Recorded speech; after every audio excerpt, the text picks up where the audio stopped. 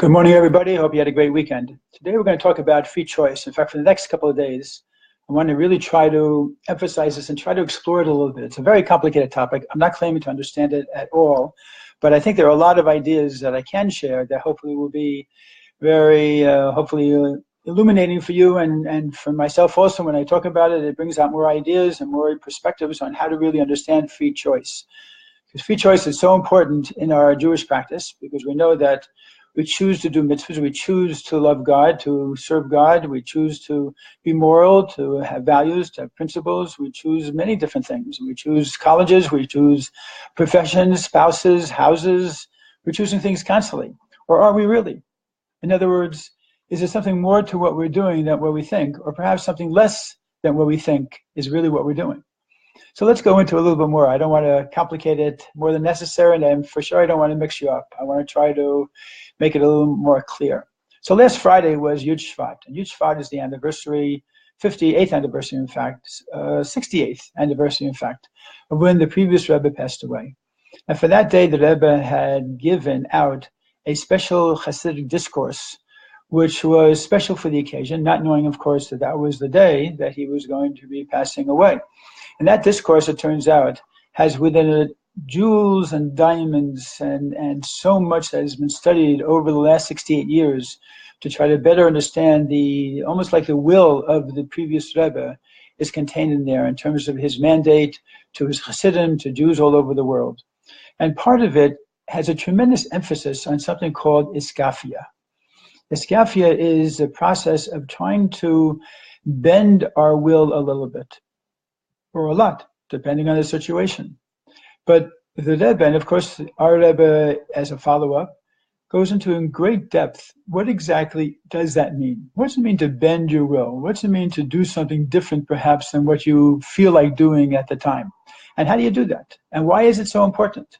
In fact, it's proclaimed to be so important that to a certain degree, the whole of creation, God took in consideration being able to create a human being who would be able to practice this act of iskafia, and that this act of iskafia, bending his will or her will in fact be able to create a direct line to the essence of God, to be able to draw God down into this world. And that's pretty heavy.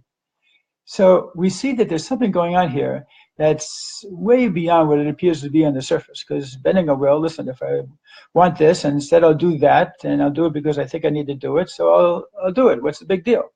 But the Rebbe explains how in the mind, we're thinking, if you think about it, our conscious, we're thinking something right behind where our eyes are. I think that's where our seat of, call it intellect or consciousness is.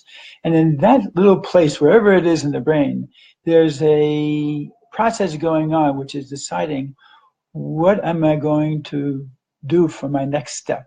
How am I going to process this information? How am I going to decide on what to do in any particular crisis or any particular situation where I have choices?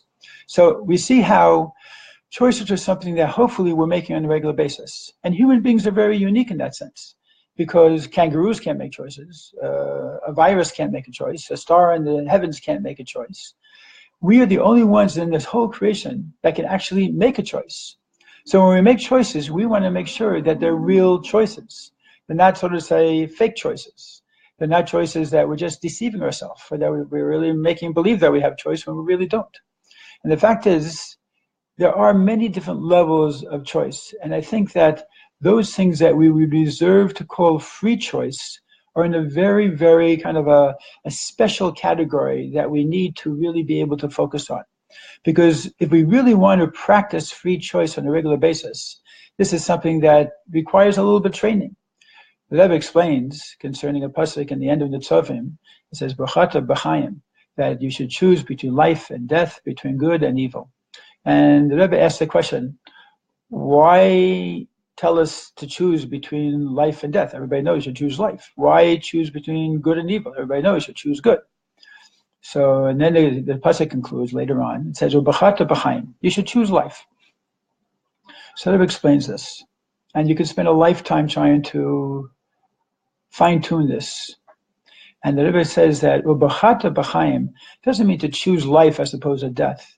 The Rebbe the Torah means, ubachata b'chaim, live your life in a way of choosing.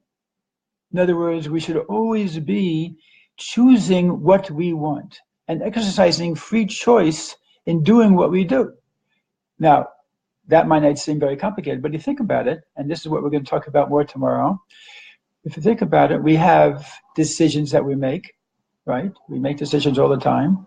We have different types of decisions. We have some decisions which are based on fact, some decisions based on feelings. So decisions aren't necessarily free choice. In fact, these decisions can be very much rooted in our culture, in our background, our education, our DNA, our environment, that we might think they're really choices, but they're really not. In fact, if I have a lemon chiffon pie here and I have a chocolate pie over there, and my DNA is scripted in such a way, I'm going to choose that chocolate pie. There's no question about it. So was that a free choice? Am I choosing that chocolate pie? Or is there something within me that's really driving me to have that chocolate pie? Well, obviously, it's really not free choice. I don't even think it's even choice. I don't even know that it's a decision. So sometimes when we analyze what we do and why we do it and what motivates us to do it, and we try to understand what does it mean to really choose something, that can help us in our life to really elevate our lives to a tremendous degree. And that's part of what this discussion is going to be about, is how do we really find within us the place, the strength, the understanding of choice to a point that we can live our life really connecting on a much higher level. So I'm looking forward to continuing this conversation tomorrow. Take care. Have a great day. Choose to have a great day.